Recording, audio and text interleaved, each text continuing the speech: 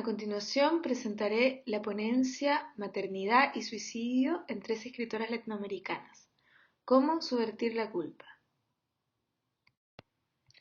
Los cuestionamientos en torno a la maternidad, sus mitos y las múltiples posibilidades de ejercerla o de negarse a ella han estado en la primera línea de las discusiones más recientes. Desde el feminismo de la segunda ola, que se hace urgente disociar la idea de la mujer como asociada al género madre, en tanto se cuestiona la estrategia patriarcal que pretende confundirnos y funcionarnos a la función reproductiva encargada de mantener en funcionamiento al mercado. La maternidad deviene así en un nudo de problemáticas que le permite al feminismo poner en solfa muchas de sus principales inquietudes. Cito: para Rich, la maternidad es la gran malla en la cual todas las relaciones contemporáneas están entrelazadas, donde se esconden nuestras suposiciones más elementales sobre el amor y el poder. Y ello adquiere nuevas connotaciones cuando se intenta conjugar con el ejercicio creativo. He ahí el hondo significado del epígrafe que abre esta presentación, autoría de la misma Rich. Para mí, la poesía era el sitio donde vivía sin ser la madre de nadie, donde existía como yo misma. La tematización del suicidio en escritoras cuya obra va rodeando perifrásticamente este sentido último vital que corona sus biografías personales, pero también sus proyectos literarios, suma a la maternidad como un cuestionamiento que reaparece de forma constante tanto cuanto se representa a la madre como a la no madre. Dentro de esa genealogía nos interesará rescatar aquí a 3 representantes de la tradición anglosajona que cargan consigo el estigma de la muerte por mano propia en función a cómo se representan a sí mismas en sus ejercicios más íntimos, diarios y cartas, Virginia Woolf, Anne Sexton y Sylvia Plath. Ellas serán un antecedente para analizar el mismo binomio en 3 autoras latinoamericanas, Antonieta Rivas Mercado, Teresa Brismont y Violeta Parra. Según acoge Suleiman desde la perspectiva de Kristeva, el psicoanálisis heterodoxo que sabemos profundamente heteropatriarcal y heteronormativo, la maternidad comporta un sacrificio. No obstante, esta perspectiva teórica no se ha detenido a observar, por ejemplo, el instinto asesino que una madre puede sentir hacia sus adorados hijos, pues el foco siempre está puesto en el padecimiento de estos últimos frente a sus castradores progenitores. El único yo que merece la pena para el psicoanálisis en la relación madre-hijo es el hijo. Dice Klein, citada en Suleiman: el proceso hacia la individuación es esencialmente el drama del hijo. Incluso podemos decir que a la maternidad normal subyace, al decir de Dech, la voluntad masoquista femenina del sacrificio. Así es como se va perfilando la idea de la normalidad, a partir de la cual podremos observar los más variados e interesantes desvíos. En el caso de Virginia Woolf, de las 6 autoras mencionadas aquí, es quien ha sido tradicionalmente asimilada como la no madre. Su marido, Leonard, interviene en sus diarios íntimos en los periodos en que su mujer estuvo internada a causa de sus, comillas, malas rachas de salud. En cuanto a la maternidad, Woolf enfatiza el hecho de que al ser mujeres pensamos en retrospectiva a través de nuestras madres. No obstante, al poner en valor ese vínculo filial se sitúa como hija y no deja de ser irónica al referir a los mandatos de género que en definitiva ella no ha aceptado. Así lo expresa en una entrada de 1924 de sus diarios. De todos modos, también hay algo curiosamente agradable, puramente femenino, supongo, en cuidar, en que te necesiten, en renunciar a la pluma y sentarse junto al enfermo. Según Rubin Suleiman, el sentido de anormalidad de la madre escritora se corresponde con el sentido de antinaturalidad de la mujer escritora sin hijos. Es por eso que una mujer como Virginia Woolf podría haber temido, cito, que la escritura la asexuara, hiciera de ella una mujer antinatural, mientras que el escritor hombre, al comparar sus libros con el tierno amor hacia los niños, una metáfora común al menos hasta el hincapié que se ha hecho recientemente sobre la escritura como actividad autoerótica, podía considerar su maternidad metafórica como algo añadido a sus cualidades masculinas. Fin de cita. En los diarios de Sylvia Plath, el vínculo entre maternidad y creación es tremendamente nítido, hasta el punto de que llega a establecerse una conexión causal entre ambas cuestiones. En la entrada del 20 de junio del 58 dice: incluso he deseado el sufrimiento más aterrador para una mujer, tener un hijo, para eludir a mis exigentes demonios y tener una coartada perfecta para excusar la falta de obra escrita. Pero primero tengo que conquistar mi escritura y mi experiencia. Solo entonces mereceré conquistar la maternidad. Se establece una relación lógica o tal vez ilógica donde ambos términos acaban por anularse entre sí como una serpiente que se muerde la cola. Plath propone una continuidad semántica entre la maternidad y la creación al aprovechar las acepciones de la palabra fertilidad. Apuesta a la posibilidad remota de ser una madre trotamundos capaz de encontrar en la huida o el autoexilio, un movimiento que será clave en las 3 autoras transatlánticas que analizaremos aquí, una forma alternativa de ejercer como madre. Observamos en ella una necesidad imperiosa de distanciarse de su madre biológica, cuya figura reaparece de modo casi pesadillesco en sus diarios. Plath expone aquella matrofobia que nos atraviesa, el miedo a convertirnos en nuestras propias madres.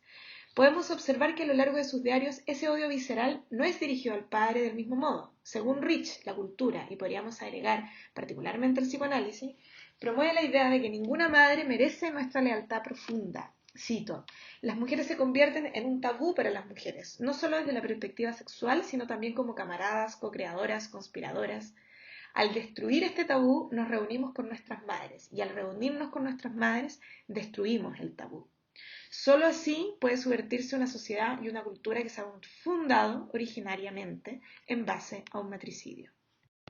Anne Sexton se cruzó con Sylvia Plath en más de una ocasión y nos consta por sus diarios y cartas que se leían mutuamente.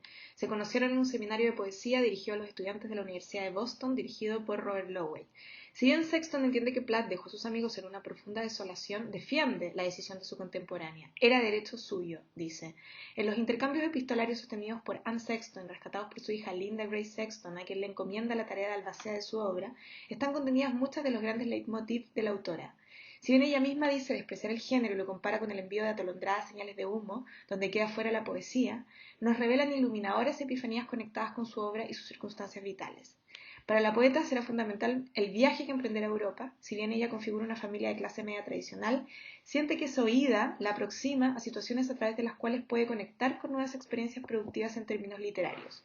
Describe cómo su hija trata de retenerla, a pesar de lo cual ella cuenta los días para la partida. Dice, ya he pasado mucho tiempo en este pueblo con el miedo impidiéndome cruzar sus puertas.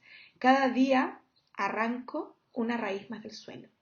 El vínculo filial que Sexton tiene con su hija Linda está lleno de contradicciones y conflictos, cruzado por una conciencia de género que resulta apabullante. Ella comenta que Linda está, dice, esperando o anhelando menstruar y ser una mujer, y mientras tanto, por favor, Dios no dejes que mami muera de un exceso de eso mismo.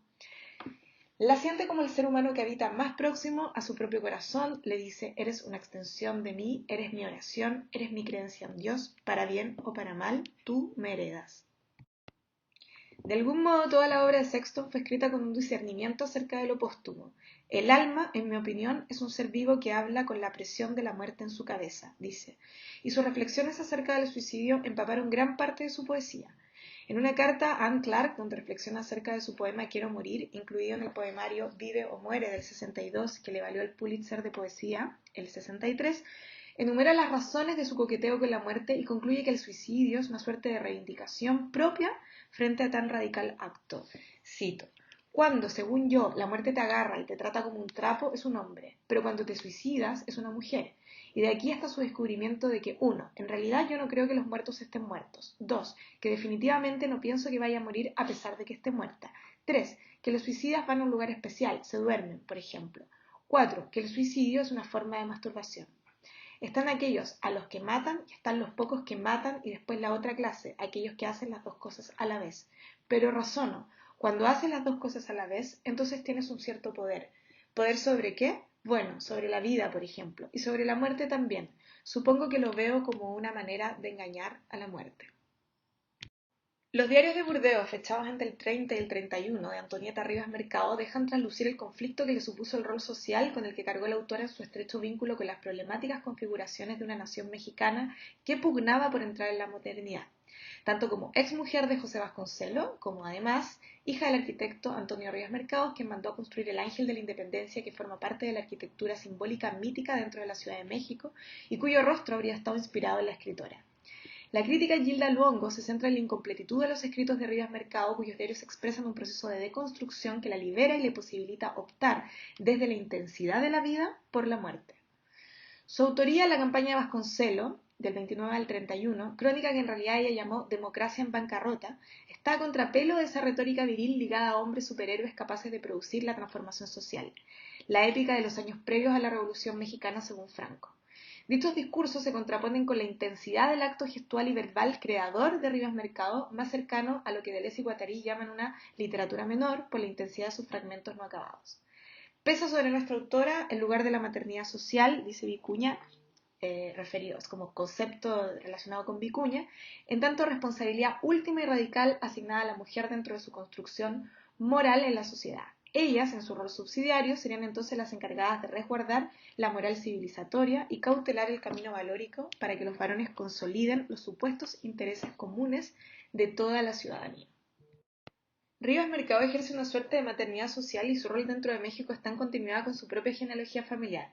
Salir del país emerge también como el modo de entrar al mundo que quiere conquistar. México fue teatro de mi gran derrota y de mi gran victoria, nos dice. Es ella quien siente la necesidad de huir y reconoce en ese intento un sacrificio. Su propia obra, aquella novela que habría revelado a la que huía, aparece negada de antemano, inexistente, bloqueada, un libro sin porvenir, diríamos parafraseando a Blanchot.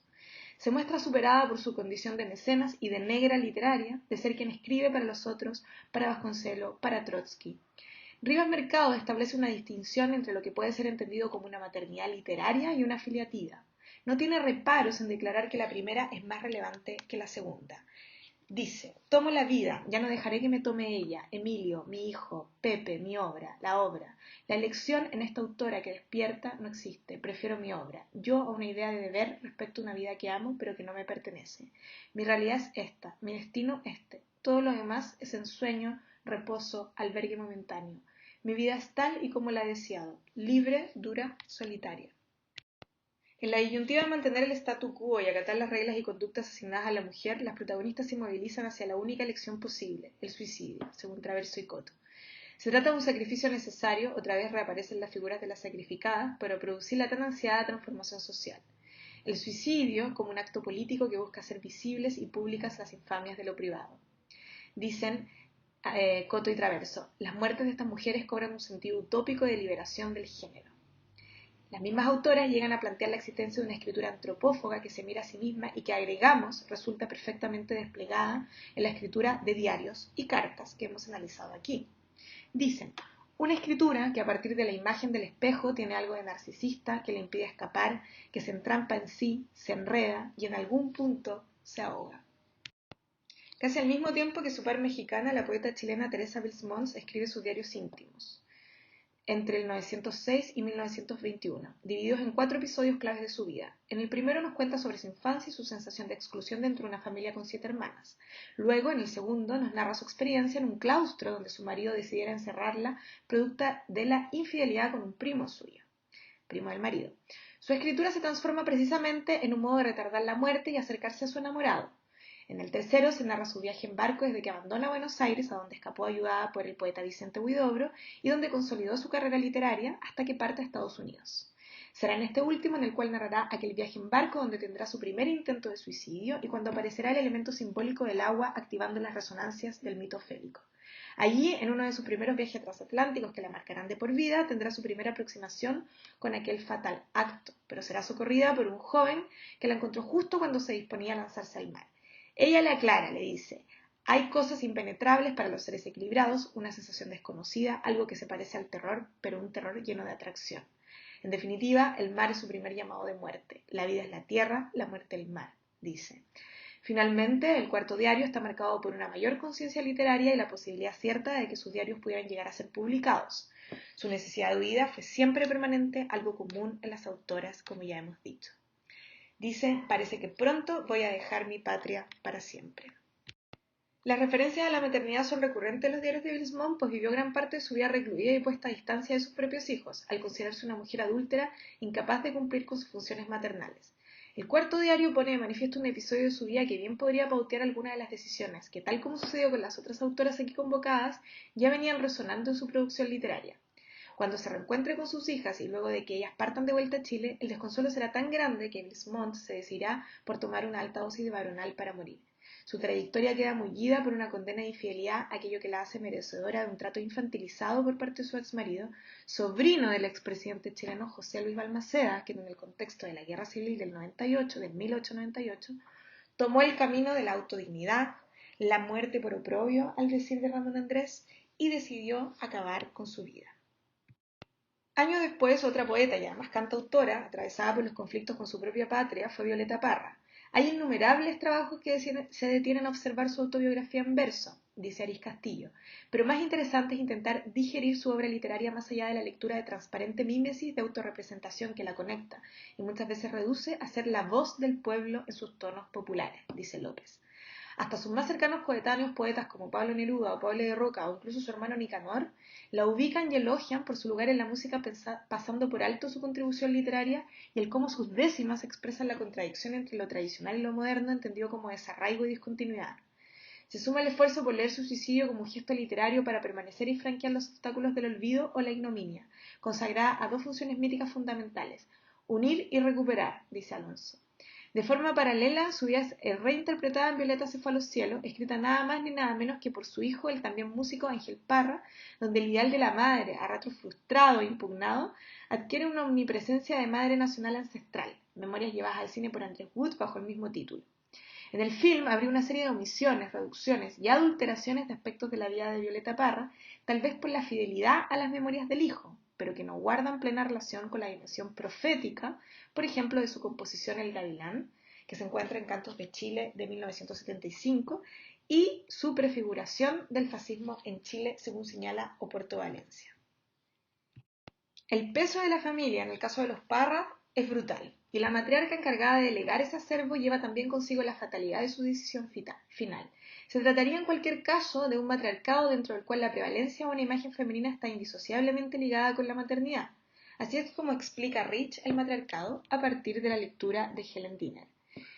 Cito: se empieza a imaginar entonces la existencia de cierta civilización universal más temprana, en la que prevaleció el derecho materno sobre el paterno y en la que la marilinealidad y la matrifocalidad tuvieron un papel importante, en la que en definitiva las mujeres eran participantes activas y admiradas en la cultura. Nuestra condición de víctimas y la abnegación exigida a la maternidad pueden ser la inversión de un periodo en que prevaleció el poder de la madre, el matriarcado. Las feministas suelen estar polarizadas entre aquellos extremos de la madre y la amazonas, en tanto una mujer guerrera capaz de dirigir su comunidad. La matriarca no podría haber sido una Violeta Parra sin hijos o una mujer que no estuviera dispuesta a aportar con la memoria oral de su pueblo. Si la mujer es el sexo, la madre es el género asociado a dicha condición biológica. Conclusiones. El binomio suicidio y maternidad que hemos puesto de relieve a lo largo de este artículo está lejos de suscribir a un juicio moral cuyo objetivo sea establecer una continuidad entre el deseo de morir por mano propia y el rechazo a un ejercicio normativo del rol materno. No por nada, Rich recuerda, en Nacemos de Mujer, al personaje de Ibsen, Hedda Gabler, quien según el crítico Stuart Hampshire pone en equivalencia la figura de la mujer liberada que se niega a la maternidad con la de la heroína suicida. Rich lo cita precisamente para evidenciar el rígido molde bajo el cual la maternidad ha sido entendida hasta el punto que rehusar de ella implica una renuncia completa a la vida. Hemos analizado de qué modo el negarse a la maternidad obedece también a una rebeldía frente a nuestras propias madres, a una matrofobia que está a la base de la configuración social. Para Úrsula K. Le Guin esto tendría que ver con un sacrificio. En La hija de la pescadora cita a la poeta Alice Stryker al señalar que aquella consideración de que las mujeres deberían hacer libros en lugar de hijos es una mera variación de la creencia de la civilización occidental que supone que las mujeres deben tener niños en lugar de escribir. Es por ello que el canon misógino está formado por mujeres no madres. Austen, las Bronte, Dickinson, ellas son consideradas varones femeninos. Platt, quien podría sumarse a esta lista, habría entonces compensado su error de haber tenido hijos suicidándose. He ahí la cita de Úrsula K. Le Guin que se puede leer. Las autoras latinoamericanas que han dado continuidad a estas genealogías han expresado en sus obras más personales la latencia de su suicidio, y junto con ellos se encargaron de subvertir los mandatos de género de su época. Mandatos fuertemente implicados con el ejercicio de una maternidad social a través de la cual ellas renunciaron a asumir el rol que en tanto artistas se le pretendió atribuir. Negarse a ello ha tenido el costo de la tergiversación de sus obras para acomodarlas en un relato donde aparecen como heroínas o antiheroínas maternas, cuando en realidad, en los tres casos, su maternidad literaria o su apuesta creativa expresaba reflexiones en torno a la muerte que iban mucho más allá de los reduccionismos sentimentalistas con que la crítica las condenó a un rango sacrificial.